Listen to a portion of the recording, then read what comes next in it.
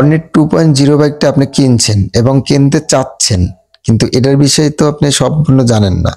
এর ভিতরে একটা আধ্যাত্মিক পাওয়ার আছে, ওইটা জানলে আপনার কেনার আগ্রহ আরো বেড়ে যাবে। যদি আপনার 95% থাকে তাহলে 99%ই আপনি কেনার আগ্রহ বেড়ে যাবে।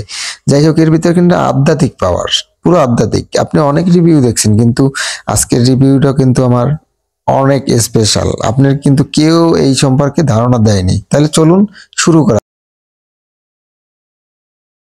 আসসালামু আলাইকুম বাইকার্স, কেমন আছেন? আলহামদুলিল্লাহ অনেক ভালো আছেন আশা করি। আমি মোহাম্মদ তুহিন খান, বাইক সার্ভিসিং বিডি চ্যানেল থেকে আজকে আপনাদের মাঝে আবারও নতুন এক রিভিউ নিয়ে চলে আসলাম। আজকে আমি যেটা নিয়ে আলোচনা করব সেটা হচ্ছে হর্নেট 2.0 বাইকের ভিতরে একটা আধ্যাত্মিক পাওয়ার আছে, কিন্তু এই আধ্যাত্মিক পাওয়ারে অনেক অনেক উপকার করতে পারে আপনার এই আধ্যাত্মিক পাওয়ারে। এখন যাই হোক, এই আধ্যাত্মিক পাওয়ারের বিষয়ে আপনাকে কিন্তু শোরুম, তারপর কোনো টেকনিশিয়ান এই কিন্তু কেউই বলে নেই। ঠিক আছে, সবাই কিন্তু রিভিউ দিচ্ছে, কিন্তু এইটার বিষয়ে কিন্তু কেউ রিভিউ দেয়নি। কেন, এটা ভালো জিনিস, এটা কিন্তু আপনার জানা থাকলে আপনার কনফিডেন্স আরো বেড়ে যাবে। ঠিক আছে, আর এই আধ্যাত্মিক পাওয়ারের এতটা ভালো দিক আপনি বুঝেই বলতে পারবো না।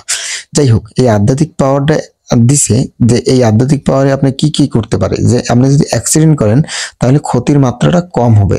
ঠিক আছে, আর আপনিও ক্ষতির মাত্রা থেকে বেঁচে যেতে পারবেন। যাই হোক, তার আগে আমি বলতে চাই ভাই, আমার কথাবার্তায় যদি কোনো জায়গায় ভুল হয় তাহলে অবশ্যই আপনারা ধরাই দিবেন। আর কেউ বাজে কোনো কমেন্ট করবেন না, বাজে কোনো গালাগালি দিবেন না। আর এটার বিষয়ে যখন জানতে পারবেন তখন কিন্তু আপনাকেও, যে বাইকটা নেয়নি তার বিষয়েও কিন্তু নেওয়ার মতন নেওয়ার আরো আগ্রহ বেশি বেড়ে যাবে। যাই হোক ভাইয়া, যদি আমার ভিডিওটা ভালো লাগে তাহলে আপনারই বলতেছি, তাহলে অবশ্যই চ্যানেলটি সাবস্ক্রাইব করবেন, আরো 10 জনের কাছে শেয়ার করবেন। দেখেন, আমি এত কষ্ট কইরা ভিডিও তৈরি করি, আমার ভিডিওগুলো কেউই শেয়ার করে না। হ্যাঁ, কিছু কিছু ভাইরা আছে শেয়ার করে, ঠিক আছে, তা আমার খুব ভালো লাগে। আর আপনারা যদি শেয়ার করেন, 10-এর লাঠি 1-এর বোঝা। ঠিক আছে, যদি আপনার 10 জন মিলে যদি আমার একটু হেল্প করেন তাহলে আমার অনেক হেল্প হয়। আপনি কি চান না যে আমার এই ভাইদের আমি হেল্প করি? আমিও তো চাই যে আপনাকে হেল্প করি, এই জন্যই কিন্তু আমি এই ভিডিওগুলো তৈরি করি। আপনার কাছে এইটাই রিকোয়েস্ট ভাই, আপনি যদি একটা শেয়ার করেন, একটা কমেন্ট করেন, তাহলে এমন কিছু হবে না।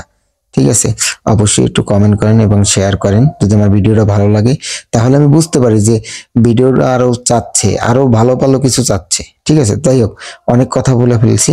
এখন জানবো এর আধ্যাত্মিক পাওয়ারটা কি। দেখেন, আমি কিন্তু বাইকটা নিয়ে দাঁড়িয়ে আছি। ধরেন আমি বাইকটা এখন চালাচ্ছি, হঠাৎ আমি এখন শুয়ে পড়ব। এটাই কিন্তু আছে, কিন্তু আমি কিন্তু শুয়ে পড়ছি। এখন আমরা বললাম 1 2 3 4 5 6, এই কিন্তু এখন অফ হয়ে গেছে। ঠিক আছে, এখন কিন্তু আমরা বাইকটা উঠিয়ে দিলাম। এর ভিতরে এখন যদি আমি স্টার্ট করতে যাই, যখন স্টার্ট করতে যাব তখন কিন্তু আর স্টার্ট নিবে না। আর এই যখনই 5 থেকে 6 সেকেন্ডের ভিতরে অফ হয়ে যাবে, তখন কিন্তু যদি অ্যাক্সিডেন্ট করে তাহলে কিন্তু আপনার যে ক্ষতিটা, সেই ক্ষতির যে মাপটা সেটা কিন্তু কমিয়ে দেবে। আপনার বাইকের ক্ষতি কম হবে, আপনারও কিন্তু ক্ষতি কম হবে। আর এর ভিতরে যে আধ্যাত্মিক পাওয়ার, সেটা হচ্ছে ব্যাক অ্যাঙ্গেল সেন্সর। ঠিক আছে, এই সেন্সরে যদি কখনো জ্যাক খুলে যায় সেক্ষেত্রে কিন্তু আপনার গাড়ি স্টার্ট নেবে না। ঠিক আছে, ব্যাক অ্যাঙ্গেল সেন্সরের অনেকগুলা কাজ, সেটা আমি আরেক সময় বলবো ইনশাল্লাহ এই ব্যাক অ্যাঙ্গেল সেন্সর নিয়ে। কিন্তু এইটুকু আমি ধারণা দিয়ে দিলাম যে আপনি যখন এটা বন্ধ হয়ে যাবে বাইকটা এরকমে পড়ে যেয়ে, তারপরে কিন্তু আবার অন্য সিস্টেমে আবার স্টার্ট করতে হবে।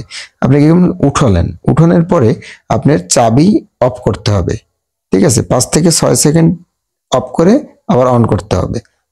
ঠিক আছে, অন করেই কিন্তু আপনি স্টার্ট করবেন, তাছাড়া কিন্তু স্টার্ট নিবে না। ঠিক আছে, এই হচ্ছে যে ব্যাক অ্যাঙ্গেল সেন্সরের কাজ।